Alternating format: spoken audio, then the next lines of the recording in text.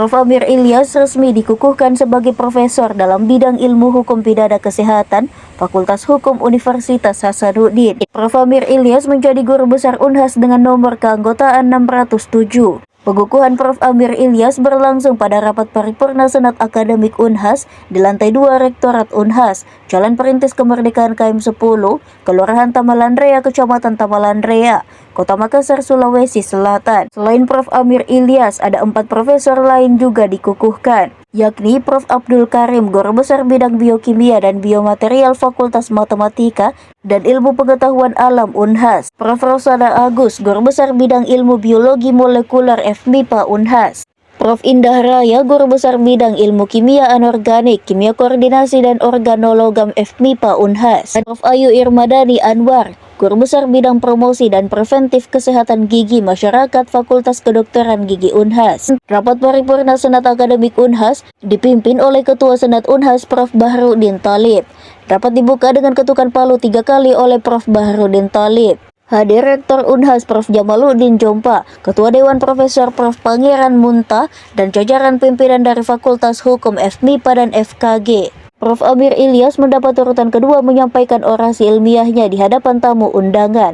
Selama 20 menit 29 detik, ia menyampaikan pidato guru besar berjudul Hukum Pidana Kelalaian Medik atau suatu pendekatan keadilan restoratif. Berikut dengan menggabungkan data dari kepolisian, kejaksaan, dan Mahkamah Agung dalam 5 tahun terakhir tahun 2020-2024, jumlah perkara pidana yang diselesaikan dengan mekanisme FJ berada di kisaran 6.000 sampai 7.000 perkara. Angka ini belum menunjukkan secara konkret perihal kasus kelainan medik yang pernah diselesaikan melalui RJ oleh 3 lembaga penegak hukum tersebut. Dalam penelusuran saya tidak ada angka resmi terpadu untuk kasus kelainan medik yang diselesaikan dengan restoratif justice.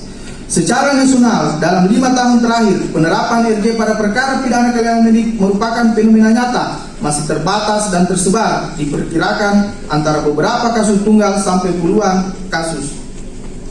Namun dengan mencermati data yang disajikan oleh Kementerian Kesehatan dari 3 tahun terakhir 2023 sampai 2025, dari 51 aduan dugaan malpraktek terdapat 24 kasus menyebabkan kematian pasien. Angka ini sudah seharusnya menjadi alasan untuk membenahi praktek penyelesaian perkara pidana kelalaian medik dengan melalui mekanisme FJ dalam pembangunan hukum pidana kesehatan di Indonesia. Tantangan keadilan restoratif dalam perkara kelalaian. Penyelesaian perkara pidana kelainan medik dengan mekanisme FJ menjadi urgent sebab menyangkut pelayanan kesehatan sepanjang masa kepada masyarakat secara menyeluruh. Dalam perkara kelainan medik, dokter tetap butuh dihargai martabat profesinya. Korban pasien tetap butuh kepastian, permintaan maaf, perbaikan dan ganti rugi yang adil. Rumah sakit juga butuh public trust. Dengan beranjak dari 3 pemangku kepentingan dalam hukum kesehatan tersebut, dokter, pasien, rumah sakit dalam rangka menggalakkan dan menerapkan penyelesaian RJ untuk perkara pidana kelainan medik ke depannya, tantangan berada pada regulasi kesehatan yang belum memenuhi asas kepastian atau disebut dengan lex serta dan lex stricta. Saya lanjut, pasal 306 ayat 3 dalam pasal Aqua menegaskan tenaga medis atau tenaga kesehatan telah melaksanakan sanksi disiplin sebagaimana dimaksud pada ayat 1 yang dijatuhkan terhadap dugaan tindak pidana. Aparat penegak hukum mengutamakan penyelesaian perselisihan dengan mekanisme restoratif sesuai dengan ketentuan peraturan perundang-undangan. Jadi kepolisian diwajibkan sebelum kasus ini masuk wajib untuk melakukan restoratif justice. Selanjutnya, dalam konteks demikian, mengobjektifikasi kelalaian medik tidak boleh dari orang yang benar-benar ahli, sebagaimana dikemukakan oleh Sudarto, Edi Osyerat, menurut saya adalah kurang tepat. Jadi pendapat Sudarto dan Prof. Edi mengatakan bahwa orang yang memberikan keterangan ahli tidak boleh dengan sesamanya. Sedangkan menurut saya, pendapat Sudarto dan Edi Osyerat perihal mengidentifikasi kelalaian layak dibenarkan jika dalam argumentasi penilaian seorang dokter atau ahli kurangnya penghati-hatian dokter dalam melakukan tindakan medik. Saya kira perlu objektifikasi kurang penghati-hatian dalam kelalaian medik berdasarkan penilaian dari ahlinya. Pertama kali terungkap dalam kasus Bolam. Bolam ini adalah seorang pasien, dia kena terapi, dia lumpuh, dia dikasih terapi listrik. Bolam dan Rumah Sakit Hospital Manajemen Committee tahun 1957 di Inggris, yang kemudian dikenal sebagai Bolam Prinsipal. Meskipun kasus Bolam ini ditolak oleh hakim, tetapi yang mengadilinya menyatakan rumah sakit terbukti melakukan kelalaian. Satu kesimpulan yang menarik dari dalam bacaan putusan tersebut menyatakan bahwa untuk menilai dokter lalai, bukan hakim atau pasien yang menentukan benar salah tidaknya tindakan, melainkan responsive body of medical opinion, yaitu kelompok dokter yang memiliki kompetensi dan reputasi dalam bidang yang sama, atau yang disebut dengan sekarang kalau tidak salah kolegium. Berarti kolegiumlah yang berhak menyatakan dokter bersalah atau tidak.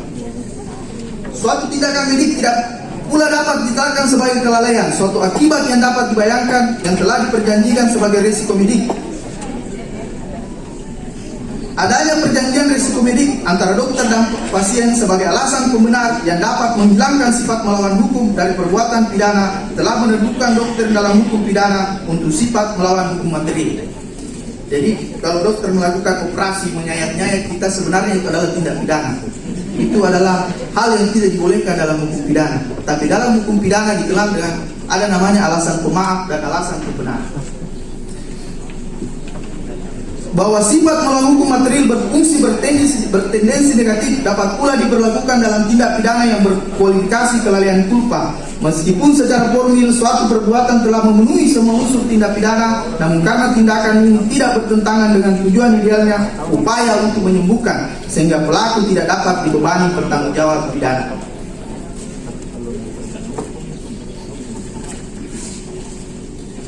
Solusi RG untuk perkara kelalaian medik.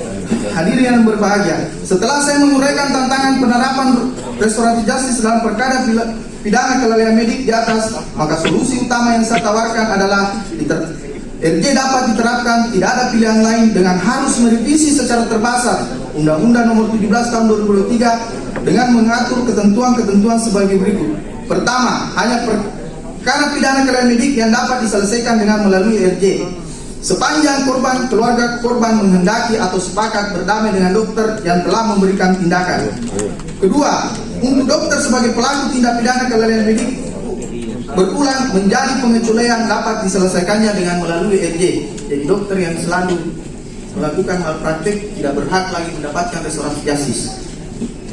Ketiga, perlu sentra penegakan hukum keadilan restoratif bagi korban pelaku dengan melibatkan 4 unsur.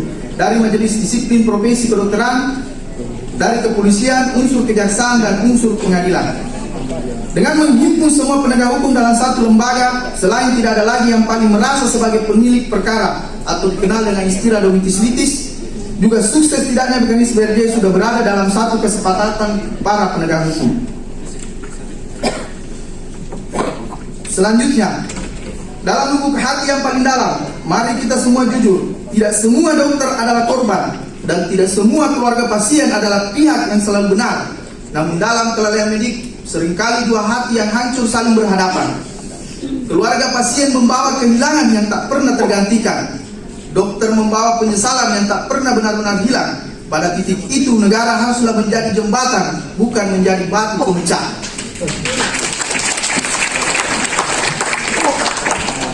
Sindrom ini saya alami di Rumah Sakit Unhas. Begitu kita berhadapan dengan pasien yang sama-sama merasa benar.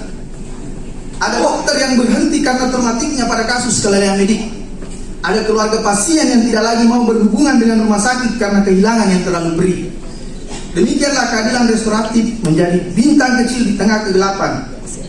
Ia memang tidak menghapus luka, tetapi ia mengisikan luka itu, menemukan jalannya untuk kesembuhan.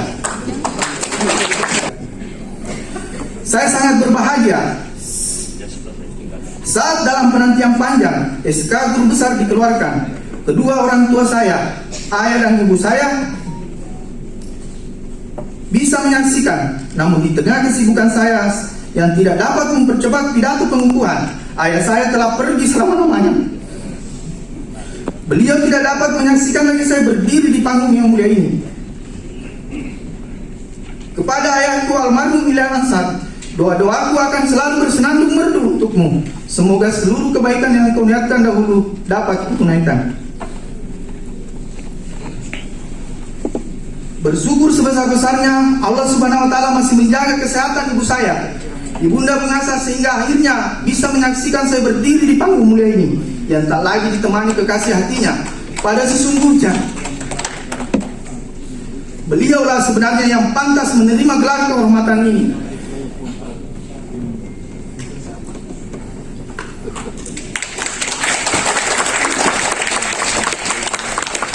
Mereka berdua telah membesarkan saya, dan hingga hari ini kalau saya salah, beliau segan untuk memerahi dan menasihati saya. Ibu, almarhum ayahku, apalah artinya saya ini bagimu? Izinkan saya bersimpuh dan memohon kepadamu, hingga hari ini saya mustahil membalas semua utang budi dan jasa-jasamu telah membesarkan buah hatimu. Ibu dan almarhum ayahku, izinkanlah anakmu juga ini menyebut saudara kandung yang juga adalah anak dan intan permatamu. Desember 2025. Dewan Profesor Universitas Hasanuddin setelah mendengar penyampaian pidato pengukuhan pidato penerima jabatan profesor di hadapan rapat paripurna Senat terbuka luar biasa, Saudara Profesor Dr. Amir Ilyas SHMH dengan ini dinyatakan diterima dan dikukuhkan sebagai anggota Dewan Profesor Universitas Hasanuddin nomor anggota 607. Semoga prestasi saudara semakin meningkat dalam mengembangkan Tridharma perguruan tinggi dan selalu menjaga martabat dan etika sebagai guru besar. Makassar 2 Desember 2025, Ketua Dewan Profesor A. Pangeran Munta. Silakan duduk kembali. 605. Semoga prestasi saudara 2 Desember 2025, Ketua Dewan Profesor A. Pangeran Munta.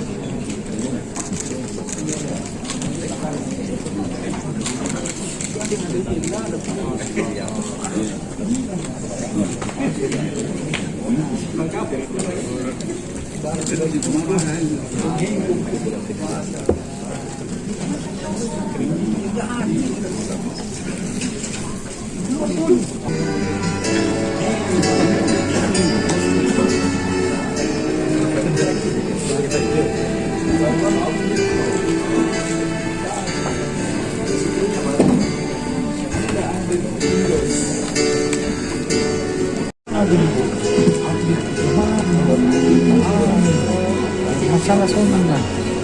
Kemarin lagi kami baru kan kepikir Indonesia Raya terputar bilang terputar.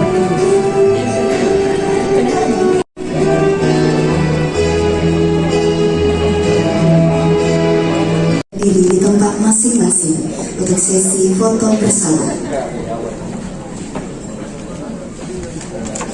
Izin Prof. 1, 2, 3. Sekali lagi Prof.